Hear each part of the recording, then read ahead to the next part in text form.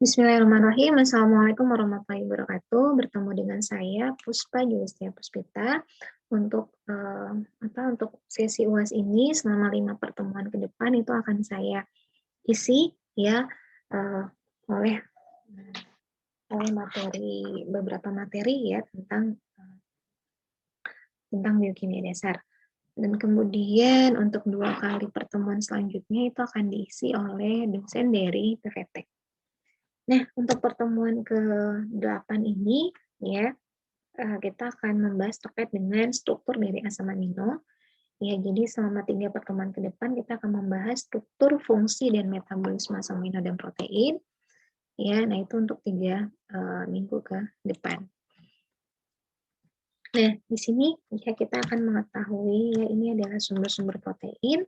Ya, jadi ini yang sering kalian temui ya dalam kehidupan sehari-hari ya, dan ini adalah yang harus setidaknya dikonsumsi ya. Kalau tidak ada daging, tahu boleh ataupun tempe. Kalau tidak ada juga telur. Nah, jadi tahu, tempe, telur ini adalah yang paling gampang ya kita bisa temui, dan kemudian dimasaknya pun juga simple ya. Jadi kalau misalnya sulit untuk mencari sumber protein, maka pilihannya bisa tahu, tempe ataupun telur ataupun susu ya. Tapi tetap ya harus pemenuhan kebutuhan akan protein itu harus tetap ada ya, seperti itu. Nah, protein itu apa? Jadi protein ini adalah bahasa Yunani yang artinya utama atau pertama ya. Jadi penting ya, konsumsi protein itu penting ya, karena salah satunya adalah untuk membentuk struktur sel tubuh kita ya. Misalnya enzim. Nah, enzim itu sangat penting untuk proses metabolisme tubuh. Ya, kalau misalnya tidak ada enzim, maka metabolisme karbohidrat dan metabolisme lipidnya tidak akan terjadi. Ya. Nah, kemudian polimer dari residu asam amino yang memiliki katan peptida. Kemudian komponen penyusun sel hidup sampai dengan 50%. 50%-nya lagi itu tersusun oleh karbohidrat ataupun lipid. Ya, sehingga memang mengkonsumsi protein itu penting. Ya, bukan sebagai harapannya tidak digunakan sebagai energi, tapi lebih kepada pembentuk struktur sel tubuh kita. Nah, ini adalah asam amino. Jadi asam amino itu adalah monomer dari protein. Ya. Nah, hanya asam alfa amino yang fungsional. Jadi asam amino yang fungsional itu maksudnya adalah asam amino yang menyusun protein fungsional. Protein fungsional itu adalah enzim. Ya, jadi hanya asam alfa amino yang fungsional. Kemudian konfigurasi L yang dibutuhkan oleh tubuh. Ya, jadi yang dibutuhkan oleh tubuh adalah yang konfigurasinya L, tapi di alam itu ada konfigurasi ada konfigurasi Dexter ya. Nah, kalau yang dibutuhkan oleh tubuh kita hanya yang konfigurasi L. Kemudian berjumlah 20 asam amino. Ya, jadi yang membentuk protein ya itu berjumlah 20 asam amino. Nah, ini contohnya ada lisin. Dan yang lainnya nanti akan ada di slide selanjutnya. Nah, kemudian struktur asam amino alfa ini adalah C alfa ya. Jadi kalau levo itu kita lihat dari keberadaan gugus amin di sebelah kiri. Ya, kalau dexter artinya ada di sebelah kanan. Nah, C alfa ini mengikat gugus amin, kemudian mengikat karboksilat, mengikat hidrogen, mengikat gugus R. Jadi kalau misalnya kita lihat, C alfa ini mengikat 4 atom yang berbeda. Nah, sehingga asam amino ini memiliki sifat kiral. Jadi kalau kiral itu adalah memegang 4 tangan yang berbeda, sehingga dia memiliki refleksi cermin atau bayangan cermin. Ya. Nah, ini contohnya L-glyceraldehid ya, levoglyceraldehid ini dilihat dari keberadaan hidroksil ya di sebelah kiri. Kemudian kalau dexter itu di sebelah kanan. Nah, ini contohnya alanin, H3N plus-nya ada di sebelah kiri, kalau dexternya ada di sebelah kanan. Jadi dilihat dari yang paling dekat dengan gugus fungsi aldehid. Ya, kalau untuk L-levo ya, glyceraldehid, kalau untuk alanin dilihat dari yang paling dekat dengan gugus karboksilat ya, penghitungan C-nya. Oke, nah kemudian ini adalah peta asam amino ya, ini menunjukkan penggolongan dari asam amino ya. Nah, kita langsung saja ke penggolongan asam amino. Nah, jadi dari gugus R-nya kita menggolongkan asam amino itu yang pertama ada nonpolar. dengan gugus R alifatik, ya. Nah, kita bisa melihat dari gugus R-nya di sini ya yang sifatnya nonpolar itu ditunjukkan dari banyaknya rantai karbon. Jadi semakin banyak rantai karbon, maka dia semakin bersifat nonpolar, ya. Nah, kemudian glisin, alanin ya itu bersifat nonpolar, ya. Nah, ini yang pertama, penggolongan yang pertama. Kemudian yang kedua adalah nonpolar aromatik. Jadi kalau yang memiliki cincin aroma itu bersifat nonpolar, ya seperti itu. Nah, kemudian yang ketiga adalah polar, ya. Polar itu artinya kemampuannya larut di dalam air, ya, karena adanya kemampuan untuk membentuk ikatan hidrogen, kemudian memang mampu membentuk interaksi ionik ya dengan air. Nah, ini adalah polar yang tidak bermuatan, ya kita lihat dari tidak bermuatannya dilihat dari gugus R-nya, ya. Nah, ini adalah polar yang tidak bermuatan. Nah, bagaimana kita menentukan polar dan non-polar? Dilihat saja, ya. Walaupun dia ada rantai karbon, tapi memiliki OH, ya. Di sini ada OH, kemudian ada SH, ada amida. Nah, ini bersifat polar. Ya, kalau misalnya non-polar tadi, nah ini kan dia hanya memiliki rantai karbon, kemudian ada hidrogen. Ya, nah ini yang bersifat non-polar. Nah, kalau polar tadi dia ada hidroksil, ini kemampuannya dia mampu membentuk ikatan hidrogen, ini hidroksil dengan air, kemudian SH, itu juga dia sifatnya polar, ya. Kemudian ada amida, dia mampu membentuk interaksi dengan molekul air, ya. Nah, kemudian selanjutnya polar bermuatan positif. Polar bermuatan positif, ya kalau dia bermuatan, maka dia mampu membentuk interaksi ionik, ya dengan hidrogen. Dengan air, ya. Sehingga di sini kalau misalnya kalian melihat struktur dari suatu asam amino, gugus R-nya itu dia bermuatan positif, maka dia sifatnya polar, ya. Kemudian polar bermuatan negatif itu ada dua, aspartat dan glutamat. Ya, jadi ini dibentuk dari interaksi dengan asam karboksilat. Ini bermuatan negatif. Nah, sifatnya polar. Ya, seperti itu. Jadi gampang untuk mengamati mana yang non-polar, mana yang polar. Ya, kalau non-polar dia banyak rantai karbonnya, kemudian dia ada cincin aroma. Nah, kalau polar itu ingat saja dia mampu membentuk interaksi dengan air, ya, karena adanya O, N, ataupun H. Ya, ada O, N, dan H. Nah, kemudian ada O, N, dan H, artinya ada apa? Ada hidroksil, ada amida, kemudian ada SH, yaitu sifatnya polar. Oke, ya. Nah, untuk lebih mengecek diri kalian sendiri, silahkan kalian gambarkan struktur asam amino ya tanpa melihat buku. Kemudian kalian coba nih jawab ya nama asam amino di bawah ini dia termasuk golongan apa. Nah, kalau misalnya yang pertama tidak tahu ya namanya, kalian lihat saja dulu golongannya apa. Ya, jadi misalnya di ujian nih, lupa namanya, tapi ada nilai untuk golongannya. Dilihat dari gugus R-nya. Nah, di sini ada O enggak? Ada SH enggak? Ada NH enggak? Nah, itu kan yang sifatnya polar. Kemudian ada muatan enggak? Nah, jadi kalau misalnya tidak ada, artinya bisa saja dilihat langsung, oh ini adalah banyak rantai karbonnya. Kemudian ada hidrogen. Kemudian tidak ada yang O, N, dan H. Maka ini adalah yang sifatnya non-polar. Non-polar hanya ada dua, alifatik dan aromatik. Ya kan? Ini ada cincin aroma enggak? Tidak ada. Artinya ini adalah non-polar alifatik. Ya, seperti itu. Jadi gampang untuk melihat strukturnya. Tapi namanya harus dihafalkan dan dilihat dan diidentifikasi mana yang glisin, alanin, valin, dan sebagainya. Nah, ingat glisin dan alanin adalah asam amino yang sederhana. Glisin dibentuk oleh H, alanin oleh CH3. Nah, ini adalah valin. Enggak dicek benar atau tidak. Ya, nanti silakan diamati lagi. Oke, kemudian kita masuk ke sifat asam amino. Jadi yang pertama, aktivitas oktitnya meluruh 0,1% per tahun pada suhu tubuh ya akibat rasimisasi spontan non-enzimatik. Nah, ini penelitiannya dilakukan identifikasi pada usia seseorang berdasarkan asam amino pada gigi. Jadi, struktur gigi kita itu dibentuk oleh protein juga yang bentuk email gigi. Ya, kemudian ada protein yang lain membentuk struktur gigi.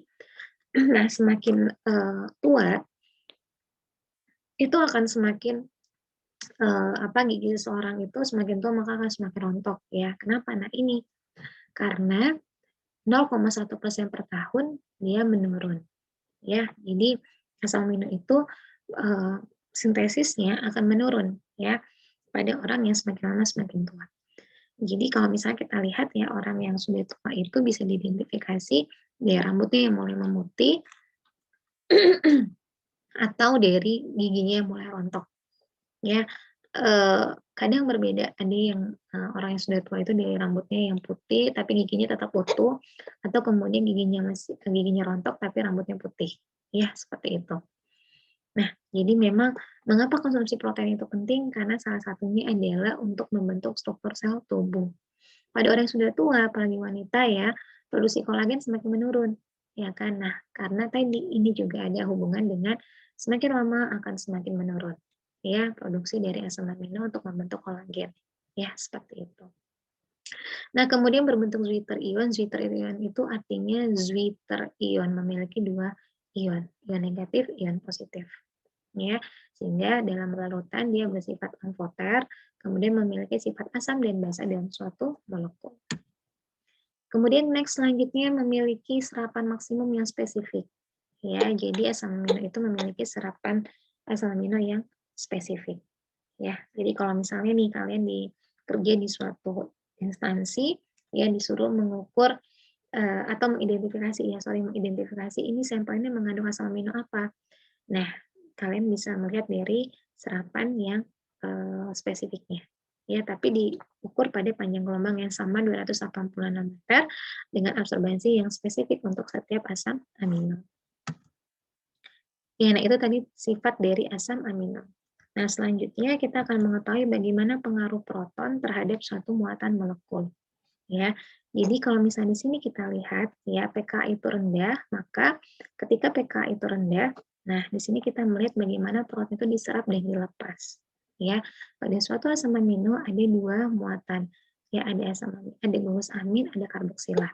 Nah, ini yang akan menentukan bagaimana muatan asam amino dalam suatu dalam suatu kondisi ya. Jadi ketika di sini ketika NH2 itu dia menyerap proton ya, maka pK-nya rendah ya. Ketika di sini karboksilat ya, ketika dia melepas proton maka pK-nya tinggi. Jadi kebalikan ya. Lalu bagaimana kita bisa melihat apakah suatu asam amino itu dia bermuatan negatif dan muatan positif ketika dia berada dalam suatu kondisi apakah pK-nya rendah atau pK-nya tinggi. Nah, disinilah pengaruh dari proton. Nah, di sini kita coba ya. Nah, kalau pK itu rendah ya, maka di sini ya kalau pK itu menjadi rendah ya ketika NH2 menjadi NH3+. Ya, jadi ketika pK itu rendah ya, maka NH2 menjadi NH3+. Ya, pK itu rendah, CO- menjadi COOH. Sehingga dalam suatu kondisi asam amino itu dia akan lebih bermuatan positif ketika pK itu rendah. Nah, ketika pK itu tinggi, ya. Nah, ketika pK itu tinggi, NH3+ menjadi NH2, ya. Sedangkan ketika pK itu tinggi, maka CO- itu menjadi COH, ya. Sehingga ketika pK itu tinggi, maka si eh, si asam amino itu dia akan lebih bermuatan negatif atau muatan positif. Kita ulang lagi ya, biar lebih paham lagi. Sorry, takut ibu kebalik. Jadi, ketika pK itu rendah, ya, pK itu rendah, maka NH2 menjadi NH3. pK itu rendah, ya. Nah, di sini ketika asam karboksilat, ketika pK itu rendah, maka CO- menjadi COH. Nah, dalam kondisi pK itu rendah, artinya pH-nya itu ada di bawah dari 7, maka asam amino itu akan lebih bermuatan positif. Ya. Nah, sekarang pK tinggi.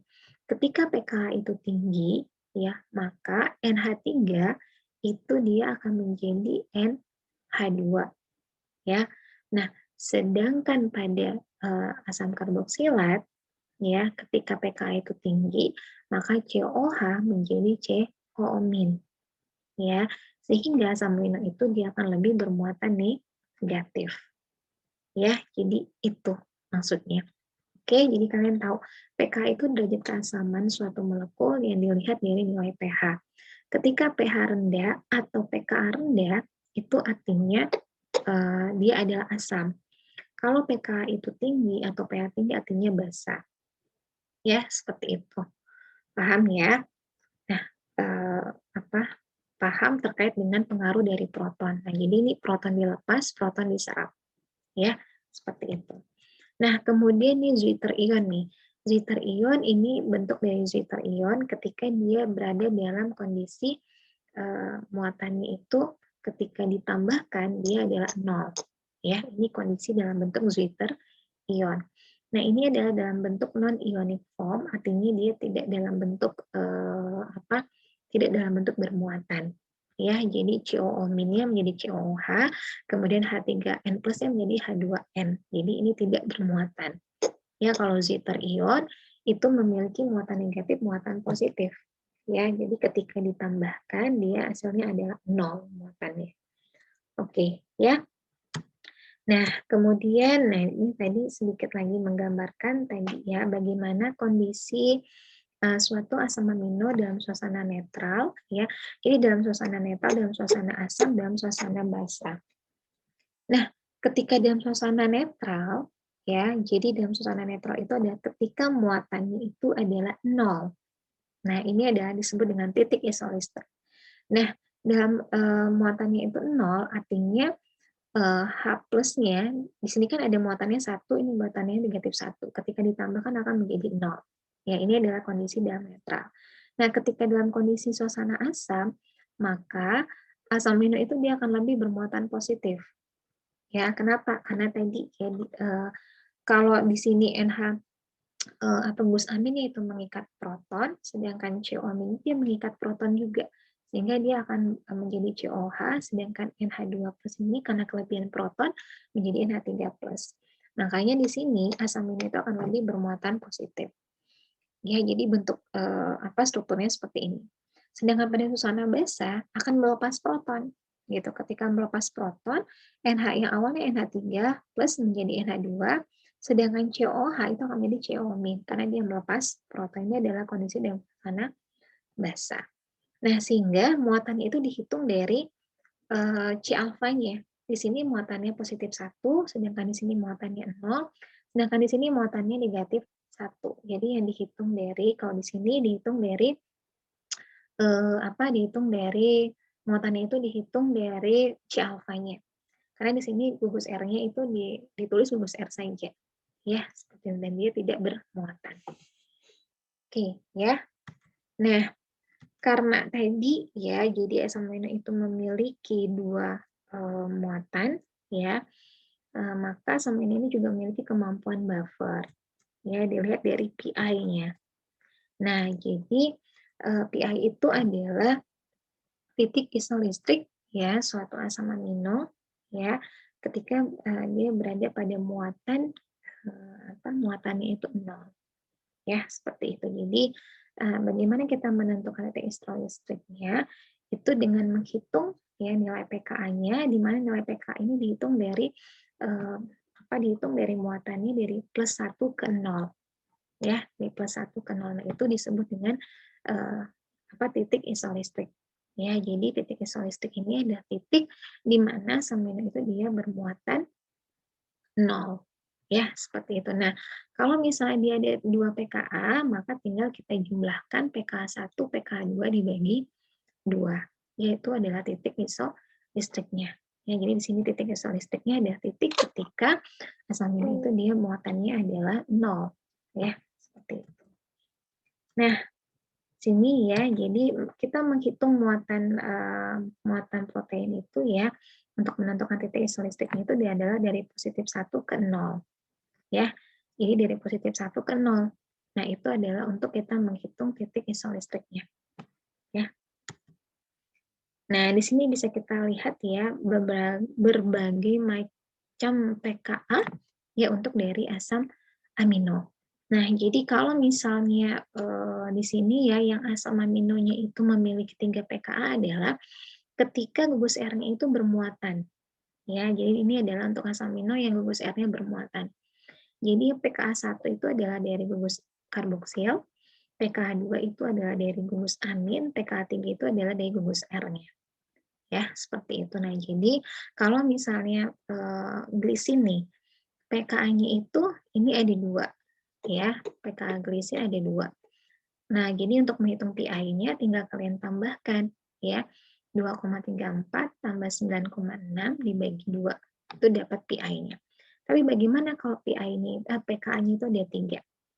Nah, untuk menentukannya bukan dengan langsung menjumlahkan, tapi kita melihat muatannya, ya. Ingat kalau muatan, muatan dari, asam amino itu dari +1 ke 0 untuk menghitung nilai PI. Ya, jadi ini contoh adalah asam aspartat. Nah, asam aspartat ini memiliki 3 pKa. pKa 1 2,1, pKa 2 3,9, dan pKa 3 ada 9,8. Nah, ini adalah bentuk pertama, kedua, dan ketiga. Ya. Nah, bagaimana cara kita menghitung PI-nya? Nah, kita lihat muatannya. Ya, ingat menghitung PI itu dari muatan positif 1 ke 0. Ya, jadi dilihat di sini ya kita tentukan apakah dia positif 1, 0 ataupun positif 2. Kita lihat yang pertama di sini. Nah, ini adalah struktur dari asam aspartat ya ketika dia pada pKa rendah. Ketika pada pKa rendah, maka muatannya ini tidak bermuatan ya. Jadi muatannya hanya pada NH3+ ya. Jadi muatannya adalah 1 ya.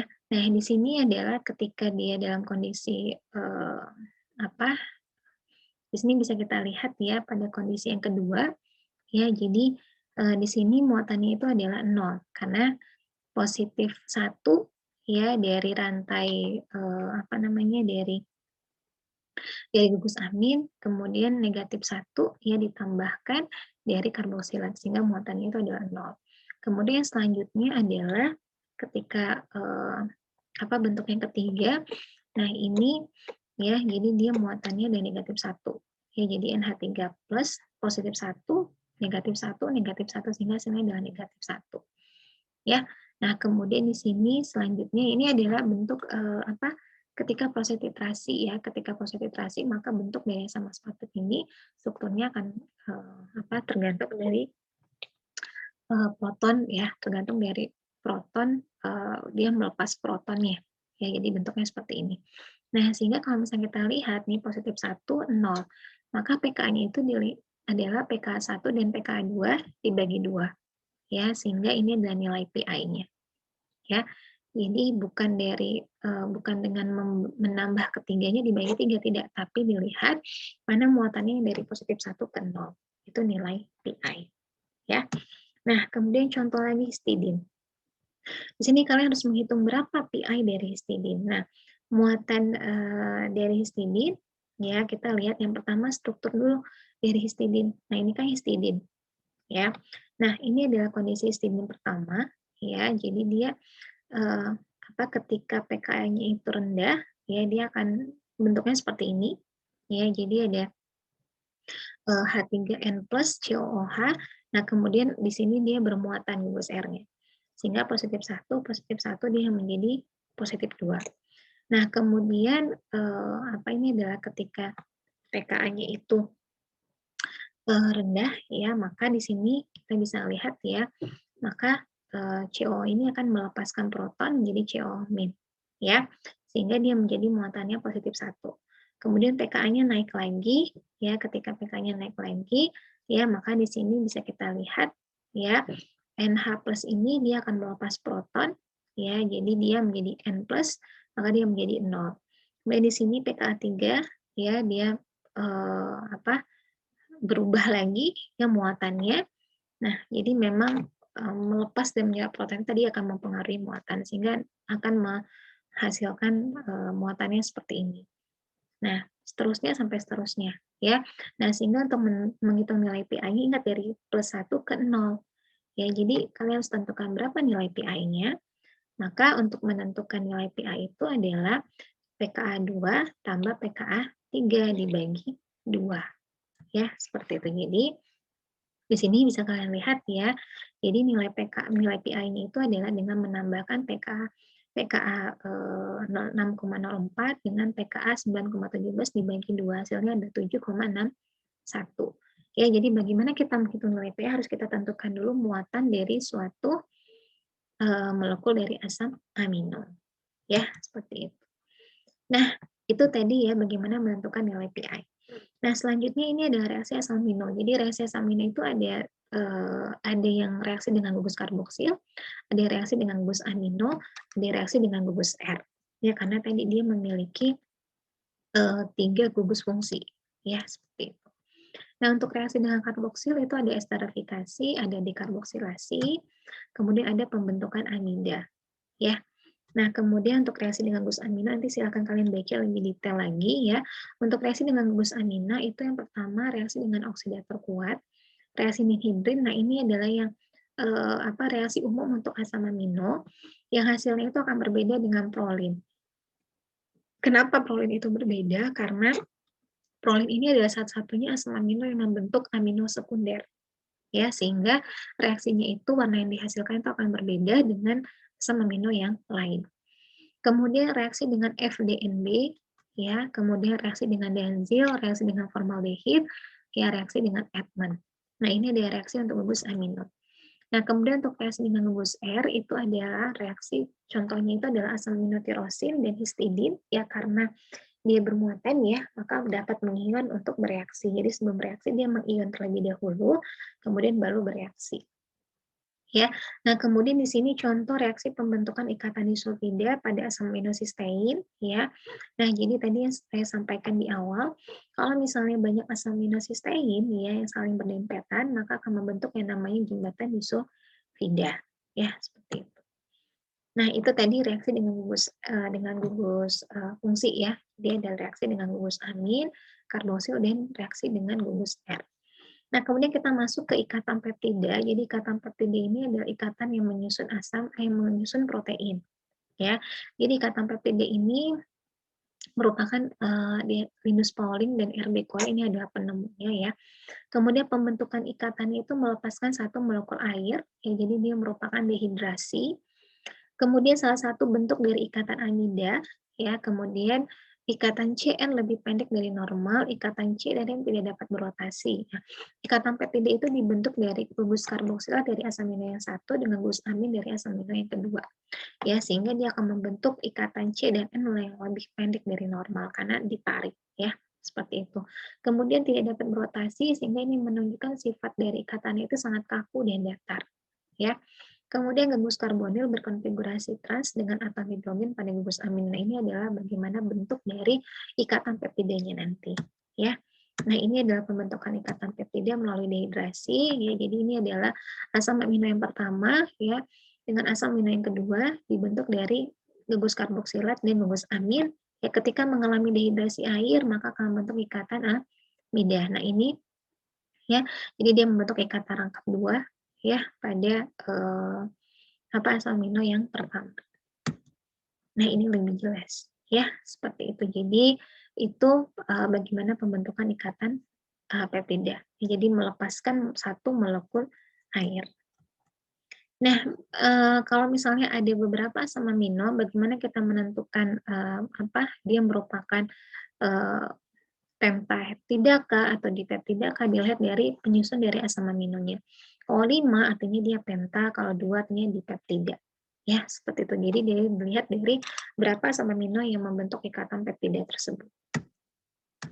Nah, ini sifatnya kaku dan datar karena tadi ya ketika dia membentuk ikatan peptida, dia membentuk ikatan C dan N yang lebih pendek dari biasanya. Sehingga dia sifatnya kaku dan datar. Nah, kemudian ini asam amino yang berperan dalam struktur protein. Jadi asam amino itu kan akan membentuk protein ya. Protein itu memiliki struktur yang ada 4 struktur. Maka ini adalah asam amino yang berperan dalam membentuk struktur protein. Yang pertama sistein itu untuk membentuk ikatan disulfida. Kemudian histidin berfungsi sebagai ligand. Jadi kalau misalnya berfungsi sebagai enzim, maka yang berperan untuk sebagai ligand ya yang berikatan antara resep protein dengan dengan reseptor, sorry, dengan protein dengan substratnya, kalau misalnya sebagai enzim, artinya ada yang berperan sebagai ligan. Nah, di sini adalah histidin yang berperan sebagai ligan. Kemudian lisin itu pengikat koenzim, ya, artinya ada beberapa enzim yang dia membutuhkan koenzim. Sehingga yang berperan untuk mengikat koenzim itu adalah asam amino lisin. Kemudian prolin, anti alpha helix, kemudian asam amino polar. Nah, ini adalah yang berperan untuk membentuk ikatan ionik. Ya, yang bentuk ikatan ionik artinya membentuk jembatan garam. Nah, ini penting dalam suatu struktur protein. Jadi ini adalah asam-asam amino yang berperan dalam struktur protein. Nah, kemudian ini ada asam amino yang bukan penyusun protein. Tadi ingat penyusun protein ada 20 jenis asam amino. Kemudian yang bukan penyusunnya ada 2, ada ornitin dan citrulline. Nah, kedua asam amino ini berada pada siklus nitrogen. Ya, nanti bisa kita pelajari. Nah, kemudian ini asam amino berdasarkan fungsi, ya artinya dia berfungsi apa yang penting dan tidak penting. Walaupun penting dan tidak penting, tetap ya tidak ada sesuatu yang diciptakan oleh Allah itu dia tidak penting, ya. Tapi mungkin kebutuhannya oleh tubuh itu tidak terlalu banyak, ya. Tapi tetap ada fungsinya, ya. Nah, di sini ada asam amino esensial dan asam amino non esensial. Nah, kalau asam amino esensial itu dia tidak dapat disintesis oleh tubuh, artinya memang harus diperoleh dari konsumsi kita. Kalau asam amino non esensial itu dapat disintesis oleh tubuh. Ya, jadi ini contohnya, bisa kalian lihat. Itu ya. Nah, ini adalah kuis ya, jadi silakan kalian pelajari ya. Tadi sudah saya jelaskan ya. Nah, kalau ada pertanyaan nanti bisa kita diskusikan. Yang pertama, gambarkan bentuk zwitter ion asam amino. Ingat, zwitter ion artinya bentuk asam amino ketika berada dalam 2 muatan. Ya. Kemudian apa yang dimaksud titik isolistik? Titik isolistik tadi apa? Silakan kalian jelaskan dengan bahasa kalian sendiri. Nah, kemudian kalian harus menentukan nih berapa PI dari lisin. Ingat, kalian harus tentukan dulu muatannya. Ya, titik isolistik itu dinilai dari muatannya itu ketika dia dari positif 1 ke 0. Ya, nah itu untuk menghitung nilai PI. Ya, tapi sebelumnya dihitung dulu nih muatan ini berapa, muatan ini berapa, muatan ini berapa, muatan ini berapa. Ya, kemudian baru kalian bisa melihat mana yang titik isolistik itu dilihat dari PI-nya itu dari positif 1 ke 0. Ya, seperti itu. Nah, kemudian selanjutnya tuliskan reaksi pembentukan ikatan peptida dari 2 asam amino berikut. Nah, ya silakan kalian kerjakan ya secara mandiri. Ini adalah untuk mereview diri kalian sendiri. Ya, jadi Ibu berharap bekerja secara sendiri ya, berusaha untuk berusaha maksimal ya untuk tidak melihat buku, tapi kalau misalnya tidak bisa ya berarti kalian harus mereview lagi, ya. Kemudian silakan di-email ke saya, ya ini emailnya, ya. Maksimal itu adalah di minggu selanjutnya, ya, di minggu kuliah selanjutnya, ya.